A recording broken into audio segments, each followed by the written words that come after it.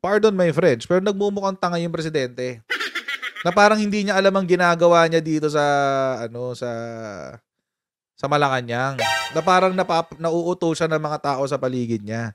Parang tingnan yung ginawa niya sa GIL kanina. Ilayo sa mga demonyong nakapaligid sa palasyo. Yun ang sinabi ni Senator Amy sa GIL kanina. Hindi ko alam kung napanood nyo na to, ha. Sa mga hindi pa nakakapanood, syempre, as usual, papalabas ko sa inyo. Lagi naman tayong ganyan. Ayan, mapakita ko sa inyo. Para kayo na, medyo mahaba lang, 6 minutes, pero kayo na bahalang humusga. Ilayo sa mga demonyong nakapaligid sa palasyo. Yun ang sinabi ni Senator Amy sa GIL kanina. Hindi ko alam kung napanood nyo na to, ha. Sa mga hindi pa nakakapanood, syempre, as usual, papalabas ko sa inyo. Lagi naman tayong ganyan. Ayan, mapakita ko sa inyo.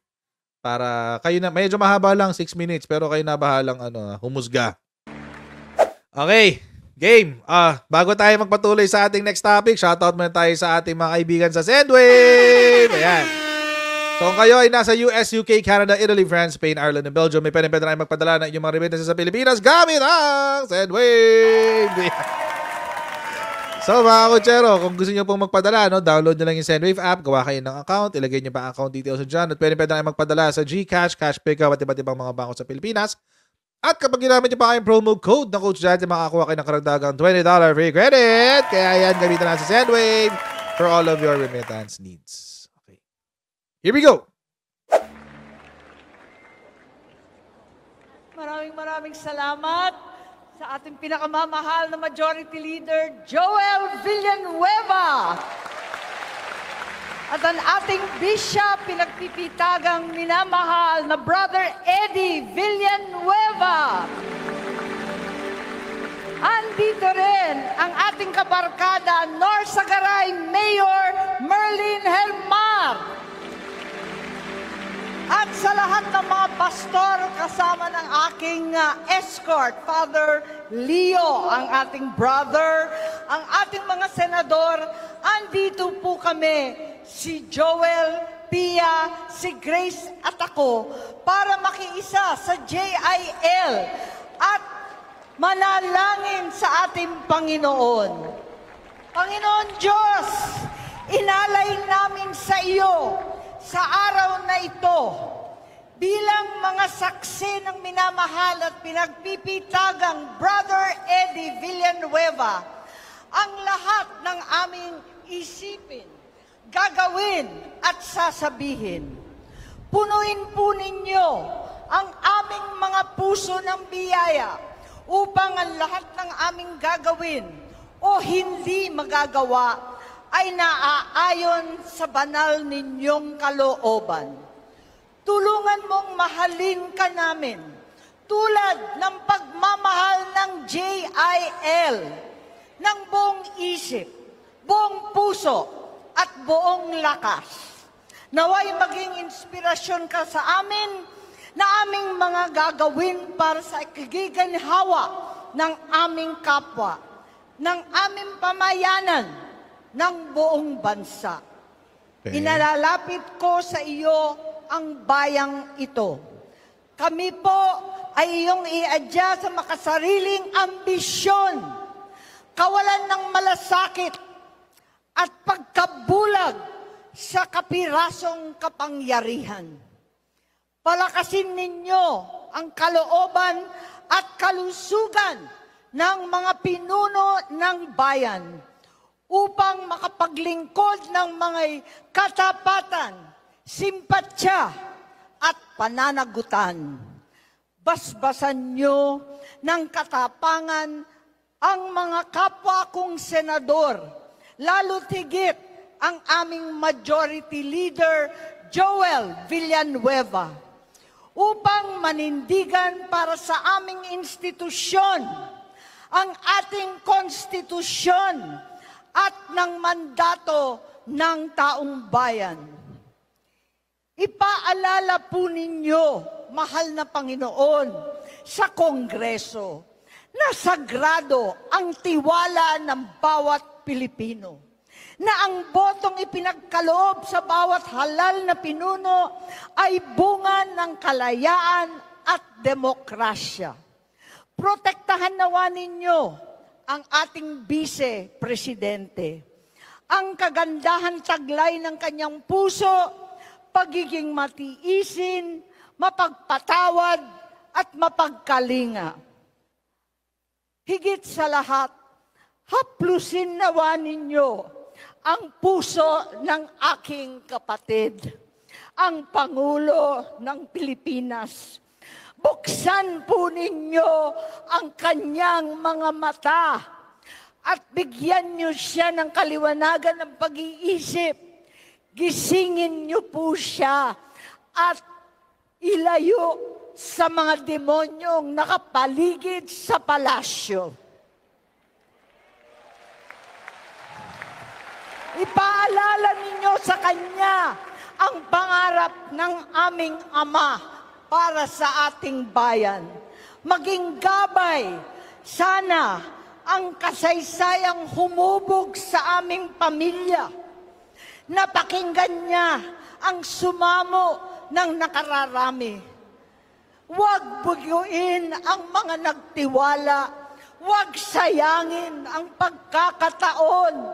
Huwag na huwag ipaubaya ang bayan sa mga sakim at uhaw sa posisyon. At sa araw ng panunungkulan, laging ihuli ang anuman pansarili. Bigyan niyo po ng lakas ng loob ang bawat Pilipinong hinahamon ng kasalukuyan. Manindigan para sa tama. Labanan ang puwersa ng mga mapanlinlang na umaabuso sa kawalang malay ng pamayanan dahil sa kakatawan ng katakawan sa kapangyarihan.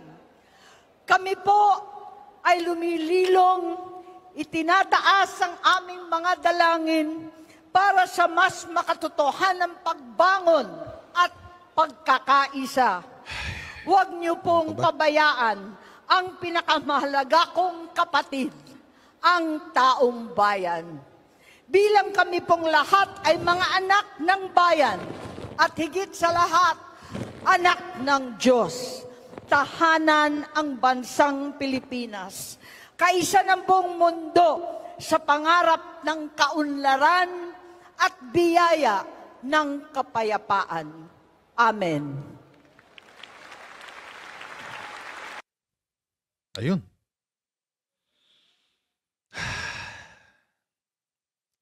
Sige, bago ako mag-comment, kayo muna. Kayo muna yung babasahin kong comment. Para ano? Para, di ba? Comment nyo na muna, basahin ko ha. Bago ako. Ay, nako. Sabi ni Paul Alvarez. Dasal pala yun. Huwag na yung mga mura. Huwag na yung mga mura. Sabi ni Ronnie, walang kwentang kapatid. Sabi ni Cheryl, ako yung nahihiya sa mga sinasabi niya. Okay.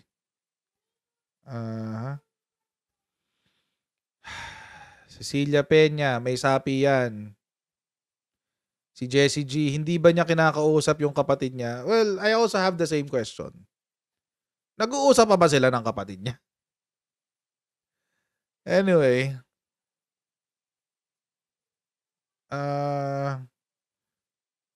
sabi ni Aaron Tito, Sen Aimee, kung may kagalit ka sa Malacanang, i-text mo na lang para kayong mag-usap. Huwag mo idama yung mga tao. Ang Diyos ay hindi bingi. Bakit ka nagsisisiga? Well, she should not. Ako lang naman to, no? Kasi para sa akin kasi walang lugar ang politika sa simbahan eh. Kahit anong simbahan, guys.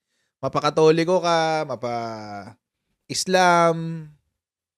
born again, Kingdom of Jesus Christ ng false messiah, di ba? Kahit anong simbahan, dapat hindi na hinahaluan niya ng politika. Ako lang 'yon, opinion ko lang 'yon. Ewan ko sa inyo, pero para sa akin, wag na. Di ba?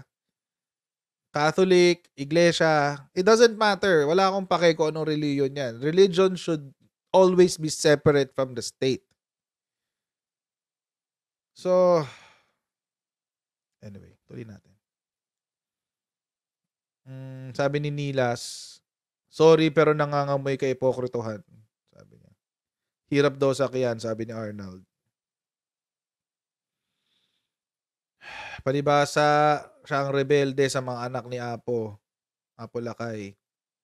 I lost respect to this ate. Nako, Senator Amy, nahawa na siya kay Mang Kanor. Anyway,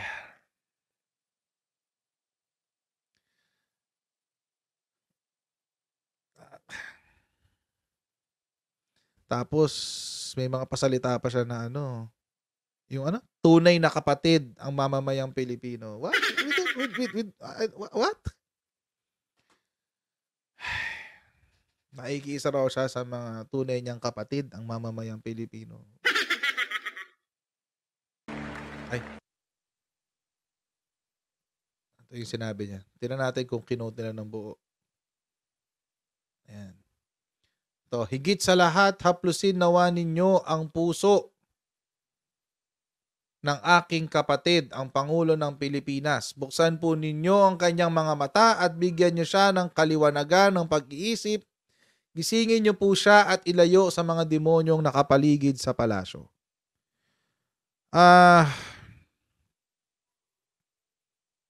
Alam niyo mga kutsero, this is, ako lang to personal kong opinion to. You don't have to agree. And if you don't agree, walang problema. We can agree to disagree. Pero kasi, yung mga ganito, yung mga open rebuke, lalo na sa kapamilya mo, hindi it's not a very Filipino thing to do. It's not a very Filipino thing to do. Tayong mga Pilipino, kapag may issue tayo sa pamilya, kadalasan, we don't air it out to the public. Diba? Hindi tayo katulad ng mga Kardashian. Diba? Hindi tayo katulad ng mga Kardashian na kapag may issue sa pamilya, kailangan naka-broadcast sa lahat ng TV sa buong Amerika. No, we're not like that. That's not our culture. Ang kultura natin sa Pilipinas, pag may issue, ang pamilya natin, we keep it within the family. Ewan ko lang sa inyo. Ewan ko sa pamilya nyo. Pero sa pamilya namin, ganun. Pag may issue ang isang family member, we don't usually talk about it in public. And we resolve it internally. Ganun. Diba? I-resolve natin yung mga issues internally. Sa atin-atin na lang, di ba? Ganyan tayo ganyan tayo sa Pilipinas eh. Yan ang kultura natin. At pero kapag pumuri tayo, pag tayo mga Pilipino pumupuri, ay hanggang kahit sa ang sulok ng mundo talaga. 'Di ba? Kahit sa ang sulok ng mundo, pagyayabang mo, nakakita na ako ng mga bar passer na kapag sinasalubong sa bahay, may patarpuli na sila sa bahay na malalaki o yung mga ganun. Nakakita na ako ng mga ganun eh. Yung mga bar passer. Ay, engineering nga eh. Kahit mga hindi bar, kahit yung mga basta yung mga license na course. Nursing, engineering, di ba? Let. Ganyan ang mga Pilipino. Ganyan tayo. Kapag pupuri, buong mundo talaga maipagyayabang pa sa buong barangay. Kung pwedeng kumuha ng bandang musiko, pag piyesta mo, gagawin mo. Ganyan tayo mga Pilipino. Ganyan tayo mga Pilipino. Pero pag mga issue ng pamilya, away-away, misunderstanding, etc., hindi tayo ganun. We keep it to ourselves. We keep it within the family. Unless vlogger ka, katulad nila Tony Fowler, yung kahit lahat ng dumi ng buong pamilya nila, okay lang, walang problema. Ganun sila. Kanila yun. Wala tayong doon. Bahala sila doon. Pero tayo, hindi. Yung Pilipino, hindi. Ordinaryong Pilipino. Ito kabaliktaran eh. Si Senator Amy.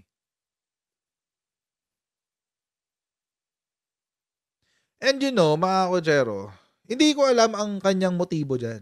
Hindi ko alam. Baka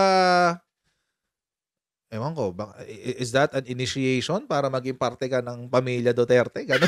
Hindi ko alam. Hindi ko talaga alam. Hindi ko alam ang endgame na dito. Bakit nangyayari to? Hindi ko alam ang endgame na dito. Pero pagdating kay kay VP Sara, ano yung sinabi niya kay VP Sara? Balikan natin. Kulang na lang, halikan ng tinatapakang lupa eh. ng buong bansa. Inalalapit ko sa iyo ang bayang ito. Kami po ay iyong iadya sa makasariling ambulag puno ng bayan Wait. upang makapanyo ng katapangan ang mga kapwa kong Senate Leader Joel Villanueva. Ipaalala po ninyo at ng mandato ng taong bayan. Ipaalala po ninyo, mahal na Panginoon, sa Kongreso na sagrado Okay na yan, Kongreso. Alam na natin yan, galit siya sa lower house. Okay. ang kagandahan taglay ng kanyang puso, Krasya. Yan. Protektahan nawa ninyo ang ating vice-presidente. Di ba? Ang kagandahan taglay ng kanyang puso, pagiging matiisin, mapagpatawad, at mapagkalinga. Higit sa lahat, Baliktad talaga eh. Baliktad talaga eh. Baliktad. Baliktad. Di ba dapat ang pinagdadasal mo yung kapatid mo? Nang ganyan. Di ba? Or kung, bawa, kung ako yan, example lang naman, no, hindi naman ako Senator Amy, I'm not telling, hindi ko sinasabi na ito yung tamang gawin. Pero inisip ko lang, kung ako yung nasa posisyon ni Senator Amy, at gusto ko magparinig ng konti, sasabihin ko, Panginoon, protektahan niyo po ang aking mahal na kapatid. Tapos, protektahan niyo po siya, pagpatuloy niyo po, nabigyan siya ng kalinawan sa mga ganto-ganto, ganyan-ganyan. Pero iba eh. Iba yung sinabi ni Senator Amy. Iba eh. Baliktad eh. Kulang na lang, halikan niya yung lupang dinadaanan ni VP Sara eh. Krasya. Protektahan nawa ninyo ang ating vice-presidente. Oh, di ba dapat yun ang sinasabi niya kay PBBM? Protektahan niyo po ang aking kapatid na ang presidente ng Pilipinas. Ang kagandahan taglay ng kanyang puso, pagiging matiisin, mapagpatawad, at mapagkalinga.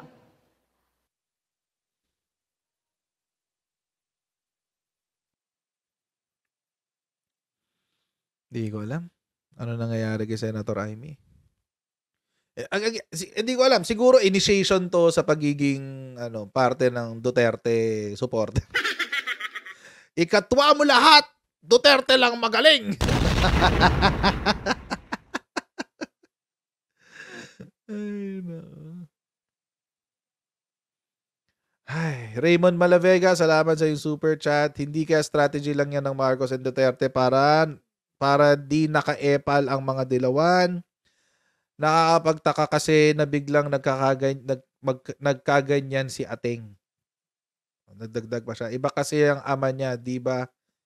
Di ba yun ang chismis? Wag na natin puntahan yun. Chismis lang yun. Wag na natin pag-usapan yun. Chismis lang yun, guys. Wag tayong pumunta sa chismis. Ito muna pag-usapan natin kasi ito hindi to chismis. Kung strategy to, mga Kojero, this is a very, very poor strategy para ang dilawan. Di ba? I-echepuera ang dilawan. Magsunugan kayo ng sarili para ma-echepuera ang dilawan, ha? Pangit, di ba? Ang pangit. Okay, usap tayo, ha? Magsunugan tayo. Susunugin mo ko, susunugin kita. Tapos, yun ang paraan natin para hindi na maka-epal ang mga dilawan. Di ba? Pangit, eh. Pangit, guys. Baliktad eh.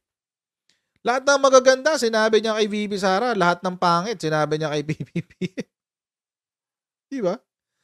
Anong iisipin mo dito kung ikaw yung tagapakinig, di ba? Higit sa lahat, haplusin niyo nawa ang puso ng aking kapatid, ang Pangulo ng Pilipinas. So, ibig sabihin, matigas ang puso ng presidente? Hindi siya na hihilot, hindi nahahaplos ng Panginoon ng puso niya. Buksan niyo po ang kanyang mga mata at bigyan siya ng kaliwanagan ng pag-iisip. So, bulag-bulagan siya sa mga nangyayari sa paligid niya. Hindi siya nag-iisip ng tama. Gisingin niyo po siya at ilayo sa mga demonyong nakapaligid sa palasyo. So, pumapayag si BBM na utuin siya sa mga bagay na alam niya na ikasasama ng bansa? I don't understand. Hindi ko naiintindihan to eh. Tapos, sasabihin mo doon sa kabila, sa sisterhood, yaya sisterhood mo, na protektahan si Bibi Sara sa pagiging mabuting kalooban, matapang, mapagpatawad at mapagkalinga. Wala bang ganyang qualities ang kapatid mo? Narinig daw yung aso. Sorry naman. Oo, yung marami kaming aso dito. 5 ang aso namin. Kaya pasensya na guys. Anyway. Sila na nga lang nakakapagpa-relax sa akin eh. Yung mga aso. But anyway. Ang pangit guys. Ang pangit. And at the end of the day, nagmumukhang tanga dito si PBBM. At kahit ang binibira niya, yung Senate, kahit ang binibira niya si Martin Romualdez, ang ending palagi nito kay PBBM. Ito lagi yung ending nito.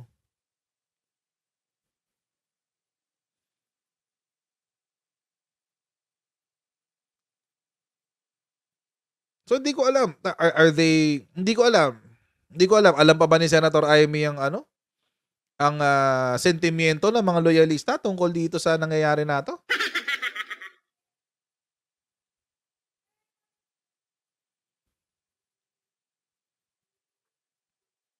Narinig pa ba niya yung sarili niya? Kung paano siya magsalita? Tapos ito pa. May kumakalat na naman na chismis na naman to. Ang hilig niya sa chismis, my goodness. Pag chismis talaga, ang bilis kumalat eh. Yung mga facts, ang bagal. Ang bagal ng facts, ang bilis ng chismis. O ano tong chismis? Sana, ito. Ito sana magsalta si Senator Amy dito. Kasi sinasabi, ikaw daw to. Kinat ko na lang yung quote kasi hindi naman importante yung nagpakita niyan.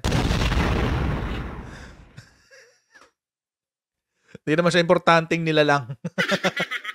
Feeling VIP pero hindi naman importanteng nilalang. Mahilig sa VIP area pero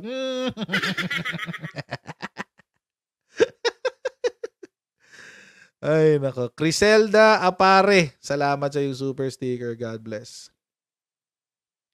Tsaka kay UB. Oy, UB. Salamat sa stars. Hello, Coach. Always watching replay in YouTube from Saitama. Saitama Ken. Konbanwa. Keep supporting our beloved PBBM. Sabi ni UB. Ayan. Salamat din. Arigatou gozaimasu. Yun.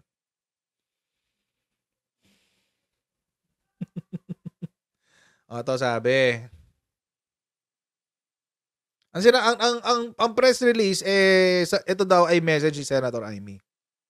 Okay. Hindi ko na pinakita yung buo kasi kapag nakita yung buo, wala rin naman makikita eh. This is an anonymous message. Obviously, kinrap naman ako kinrap ko tong parte na to kasi tinanggal ko yung pagbumukha niya. Pero pati naman ito, screenshot lang din naman ito. So wala kang makikitang pangalan dun. But anyway, ito yung sabi. Ano daw yung sasabihin Saturday sa prayer rally? So today, ito yun. Saturday sa prayer rally. Ito na nga yung kanina. Traumatic yung meeting kay BBM kanina. Kunwari, wala siyang alam. Yun pala, todo-todo niyang sinusuportahan ang PI para magkaroon ng two-time 5-year terms.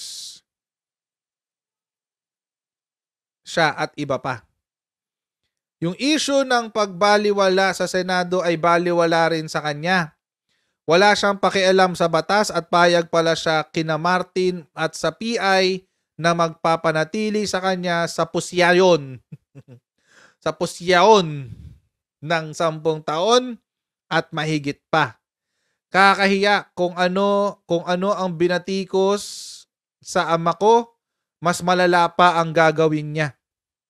Traidor sa konstitusyon, traidor sa bayan, traidor sa aming pamilya. Hindi ko na siya kilala, higit hindi siya maaaring anak ng ama ko. Yun yung nakasabi.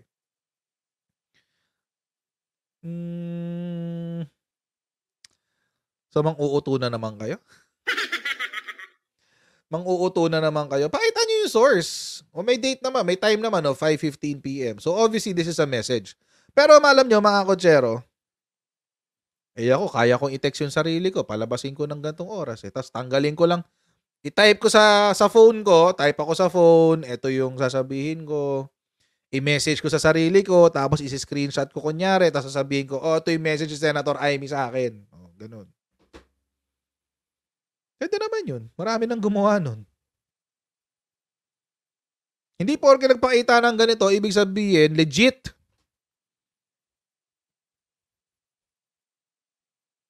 Tsaka ngayon ko lang nalaman, Jejemon pala si Senator Amy. Ay, nako. Jejemon pala siya, no? Jeje. But anyway, obviously, parang parang pulburon video nila. Parang pulburon video nila. Hindi ako maniniwala dito hanggat di pinapakita yung source. At pag hindi nagpakita ng source yan, sinungaling. Nagsisinungaling siya sa inyo. Dito pa lang posyaon. Posyaon, di ba? Saan ka nakakita ng ganyan? Diyos ko. Tapos ang press release, si Senator Amy daw yan. Yun ang press release. Alam nyo, tanga lang ang maniniwala dito, promise. Maniniwala lang ako dyan kapag naipakita nyo kung sino yung source at kinumpirma nung source nyo nang nag-message nito. Kung si Senator Amy to, pag kinumpirma to ni Senator Amy, doon lang ako maniniwala. Kasi puro ganun eh. Daming ganun, di ba? Ang dami nagsasalita. Yung pulburon pa lang eh. Marami na raw nakapanood. Tapos nung siningil natin lahat eh. Nung siningil natin kung nasaan yung video o lahat sila sabi, hindi namin napanood, narinig ko lang. May pa-deadline pa kayo, January 5. Kamusta na? Malapit na matapos ang January, hoy! Matatapos ang January, nawala na yung video nyo.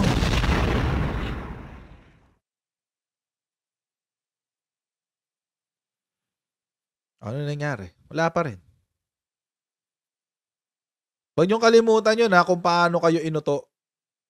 Yung mga naniwala dyan sa sa pulburon video. Huwag niyong kalimutan yung feeling ng pagkakapahiya. Dahil naniwala kayo sa kabalbalan ng kung sino-sino dyan sa social media.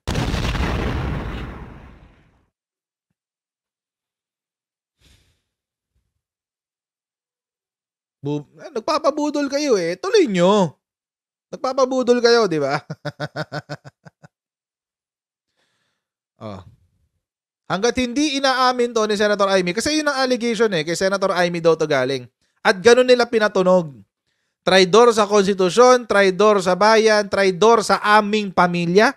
Hindi ko na siya kilala, higit hindi siya maaaring anak ng ama ko. Ganun yung dating, di ba?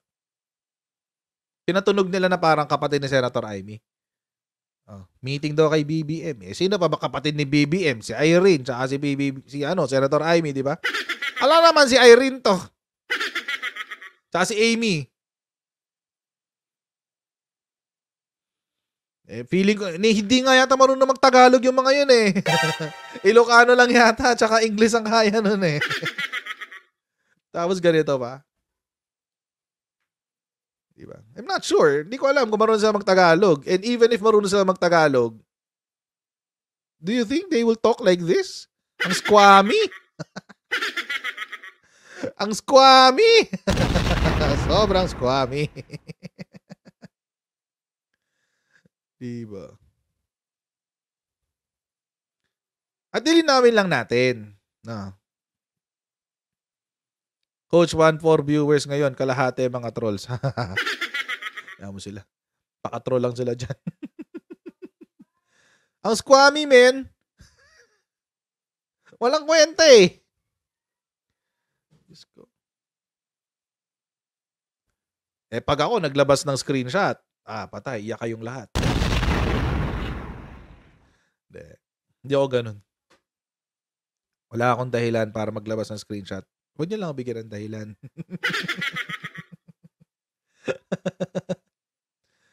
Huwag niyo lang ako bigyan ng dahilan. Ano? Ganun na lang.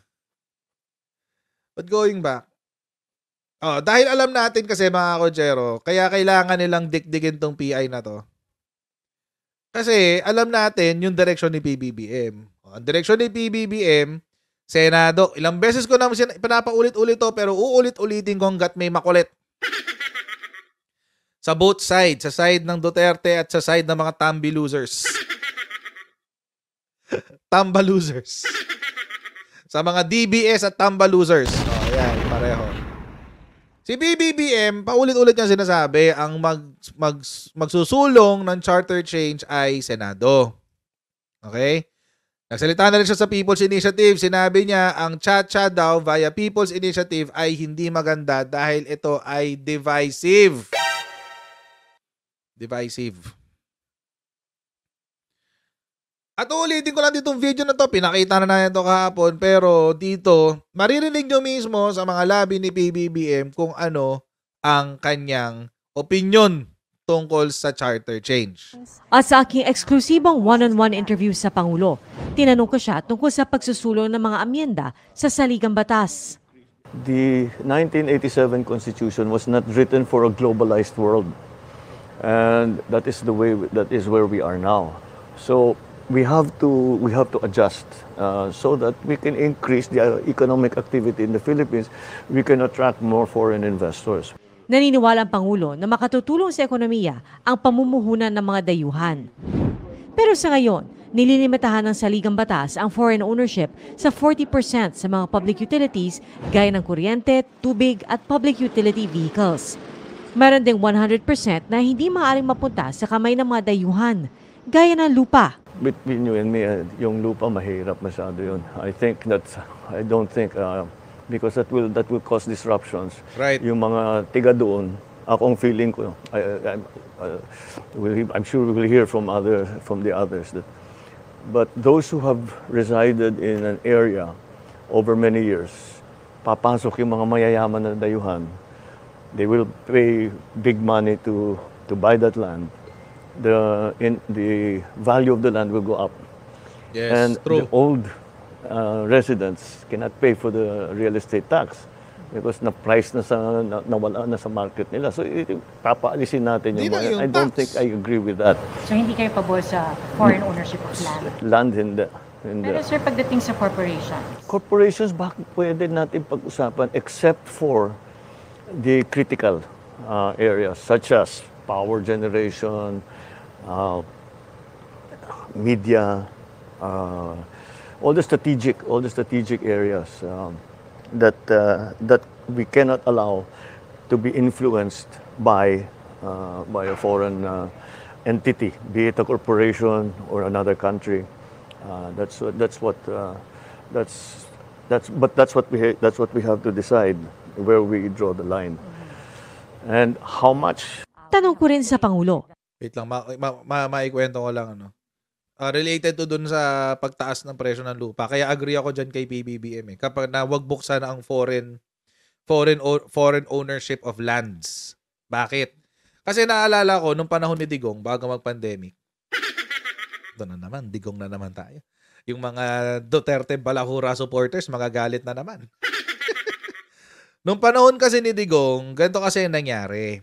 Kukwento ko lang naman, this is my personal story. Maniwala kayo sa hindi, bahala kayo sa buhay nyo. Nung ano kasi, nung panahon ni Digong, nag-attempt ako bumili ng condo. Nung before mag-pandemic, mga 2018, 2019, mga ganun. Tapos, so umattend ako nung parang may pa-seminar sila, yung Ayala, Alveo. May bago silang pre-selling na project. So, punta ako. Pagpunta ko doon, sama ko yung misis ko. Kasama kami. O di maganda yung project. No? Maganda yung project, no? Okay siya. Tapos, tawag dito. Kinausap kami nung parang manager doon na realtor. Yanong namin, magkano yung isang unit? Sabi niya sa amin, 35 million isang unit, 2 bedroom na condo. Medyo mahal talaga siya kasi ang goal, ang target nila is parang BGC of the South. Parang ganun yung gusto nila mangyari. So, presyong BGC rin. Presyong Ayala, 35 million. Sabi ko, oh my God! Ang mahal. 35 million. Alam niyo kung ba't tumaas ng 35 million? Dahil sa mga pogo. Kasi, yung mga Chinese na bumibili ng isang buong floor ng condo. O baka sabihin nyo, bakit ang mga foreigners pwedeng bumili ng condo sa Pilipinas? Pwede talaga silang bumili ng condo, ang mga foreigners sa Pilipinas. Kasi, yung 40% ownership, hindi siya nag-a-apply dun sa condo unit, nag-a-apply siya dun sa buong project. So, kung Filipino ang may-ari ng buong project, walang problema kung yung condo owner, yung unit owner is a foreigner. Ganun, yun yung rational. No? But anyway, lahat kasi ng mga Chinese, bumibili ng isang buong floor ng condo. At that price, 35 million. 35 million. Isang unit. Eh, kung bibilin mo yung isang floor, ilang unit yun? Ito sa project na to, konting unit lang sa isang floor. Parang 6 lang yata eh. 6 lang sa isang floor. Maliit lang. Maliit. Konti lang yung, kasi malaki yung rooms. Malalaki yung unit. So, konti lang na unit sa isang floor. 6 yata o 8 lang. Konti lang siya. Ay, 35 million talaga. Nagulat ako. Tapos kahapon, nag-aanap kami mag-invest ng isa pang property. Ayala rin. Tapos, nakausap namin yung realtor. Iba na to. So, wala nang pandemic, no? Wala nang Digong na presidente. Wala nang masyadong pogo, etc. Nakausap namin yung realtor. Sabi namin, magkano magkanong presyo, ganyan. Taga-Ayala rin. Tapos, nakwento ko yung nangyari. 35 million, ganyan. Sabi niya, ha? 35 million noon? Sabi niya, sir, iba ng presyo ngayon. Bumaba na siya to 15 million. Bakit? Sabi niya, bakit? Ano nangyari? Kasi nga daw, dahil sa influx daw ng Chinese, nagtaasan yung presyo. May demand eh. Tapos kinakagat doon sa mataas na presyo. Nung nawala yung mga Chinese, nawala yung mga namumuhunan doon sa mga project, kailangan nila ibagsak ngayon yung presyo. 15 million yung pinakamalalaking unit. Pre-selling. O diba? Ang laki ng itinaas. So agree ako doon sa sinabi ni PBBM. Oo, nag-depreciate siya, the greater one. Kasi nga, dahil sa mga Chinese. Dahil sa mga Chinese. So, nung nag-alisan sila, wala na nagtuloy ng mga ng mga amortization, etc. They need to ibagsak yung presyo para may kumagat. So, yun. Di ba, nag-pandemic, during the pandemic, nagka-issue sa mga pogo, nagkakaroon ng kidnapan ng mga Chinese, pumasok ang triad sa Pilipinas, hanggang sa pinaalis na yung mga Chinese. So, yun ay nangyari. Pero grabe yun, Grabe. 35 million before pandemic. dahil sa Pogo. Kaya agree ako dun sinabi ni PBBM eh, wag nang pag-ariin sila ng mga lupa. Kasi kapag sila, syempre ang papasok nilang pera dollars, yuan, di ba? Pound. Sa ganung halaga, mga konsyero, kawawa yung mga residente na nandoon. Tataas masyado ang property value. Zonal value. Tataas masyado kasi nagkaroon ng influx ng pera. Hanggang sa economic provision lang ba talaga magtatapos ang pag-amyenda sa saligang batas? Sa sagot ng Pangulo, hindi siya sarado sa pag-amyenda ng political provisions, pero hindi sa ngayon. Let's be practical. In terms of the term limits, look what has happened. When I'm the mayor for 9 years, hindi na ako makatakbo. So patakbuhin ko yung asawa ko, patakbuhin ko yung anak ko.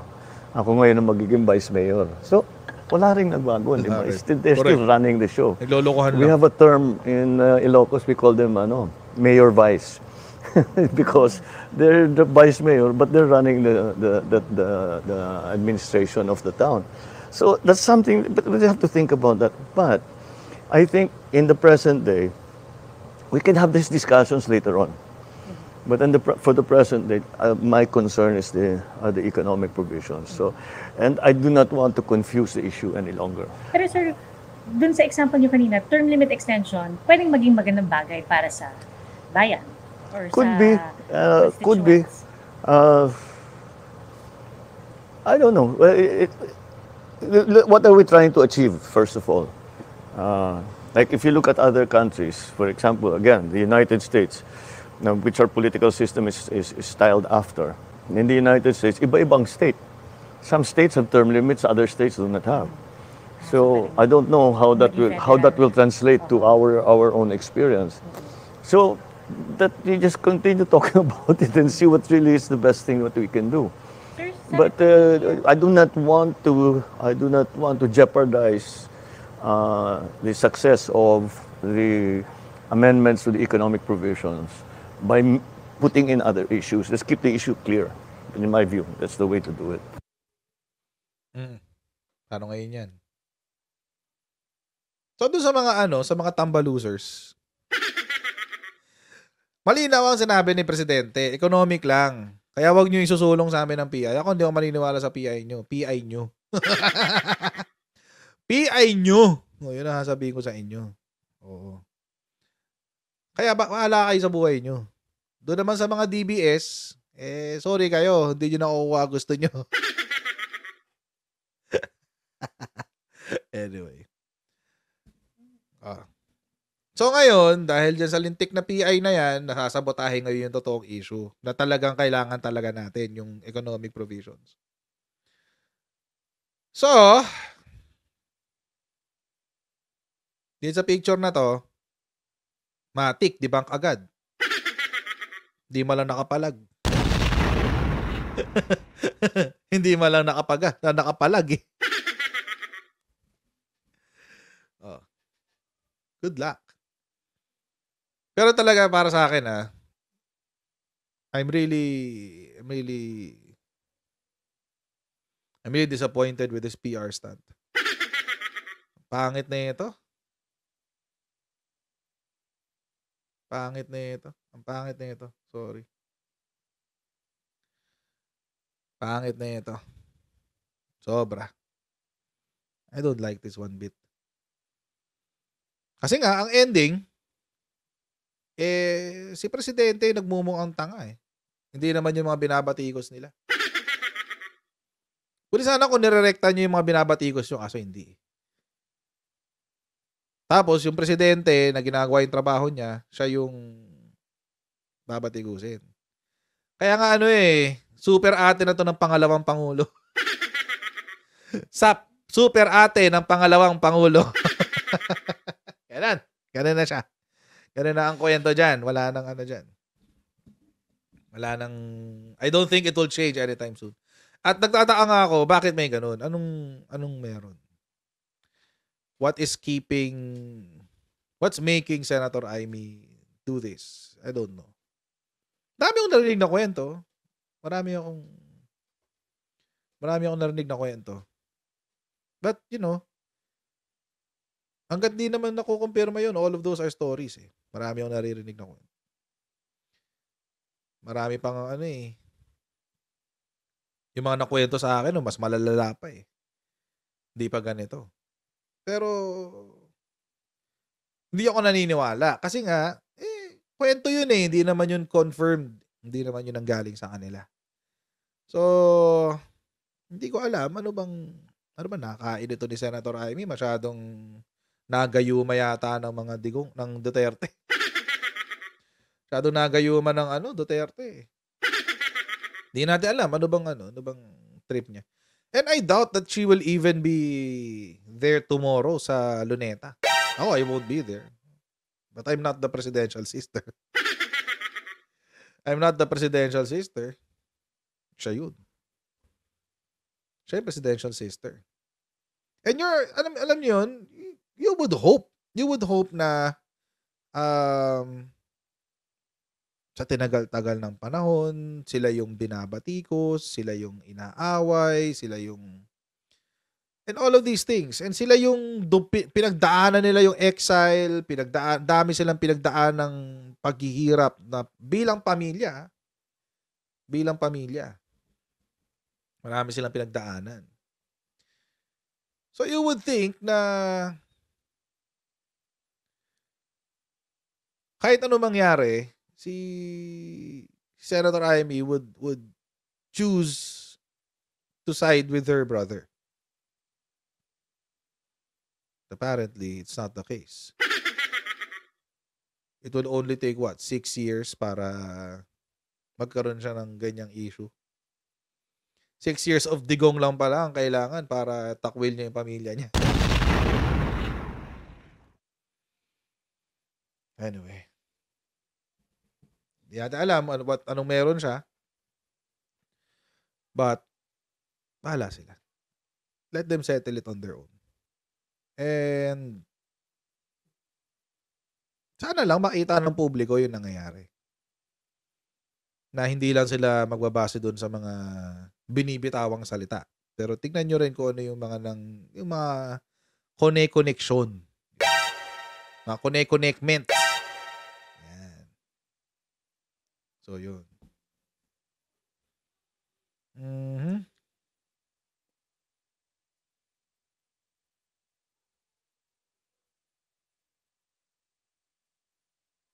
Posible, Christian. Sabi ni Christian Manuba. Mukhang si Senator Amy ang nagko-commit ng same mistake kay Apo Lakay. Masyadong nagtitiwala sa kaibigan.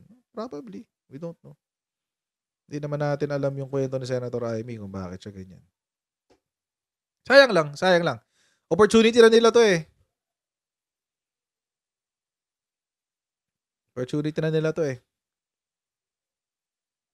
I mean, this is their one and only time. Hindi natin alam kung kailan uli pagbibigyan ng taong bayan yung Marcoses. And being their one and only time,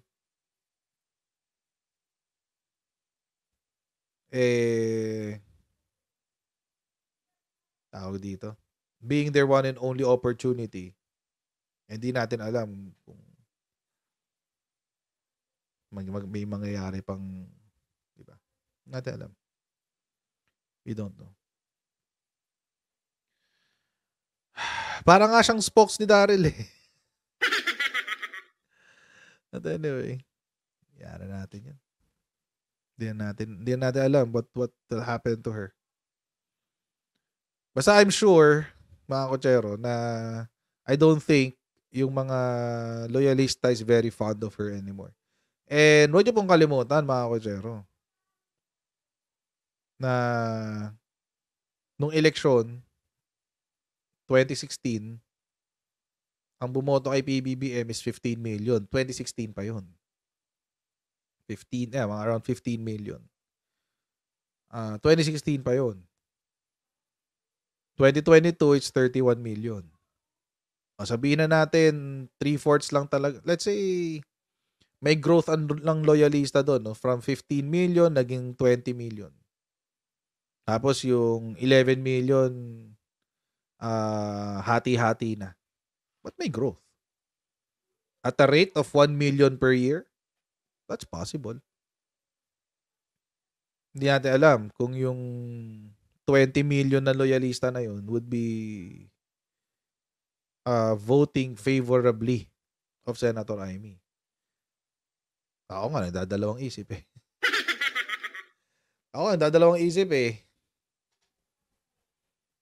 Not primarily of what, kung ano yung mga sinasabi niya kay PBBM. It's really mainly because of her policies. Itong recent na simula nung nagka-issue kay VP Sara sa confidential funds, parang nawala sa hulog si Senator Amy. Nawala talaga siya sa hulog. Nawala siya sa concentration. Hindi ko alam. Siguro nahihirapan na siyang ayusin ng unit team. So sabi niya, sige, pipili na lang ako ng side. Pili na lang ako ng side. Total naman, mahirap na ayusin ng unit team eh. So dito na lang ako sa kabila. What motivated her to go there, we don't know. Sabi ko nga sa inyo eh,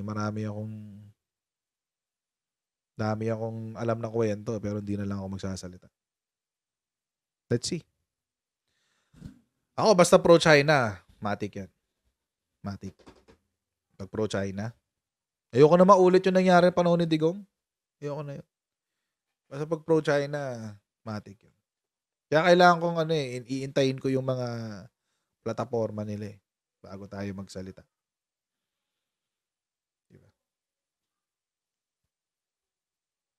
Buti sana kung lumalaban sila ng patas, diba? Pagalingan tayo. Ganun dapat eh.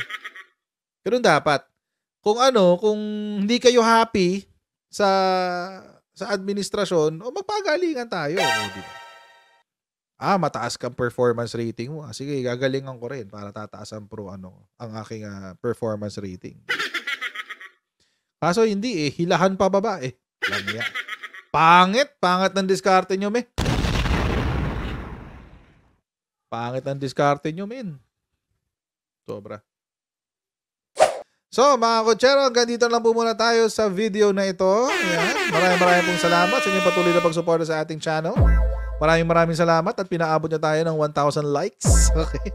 Maraming din po salamat sa patuloy niyo pong pagsubaybay sa ating mga videos dito sa ating Coach Rat YouTube channel. And I'll see all of you. Okay. Shoutout din kay Edel Toto Balduesa. Yan, shoutout po sa inyo. Yan. Okay.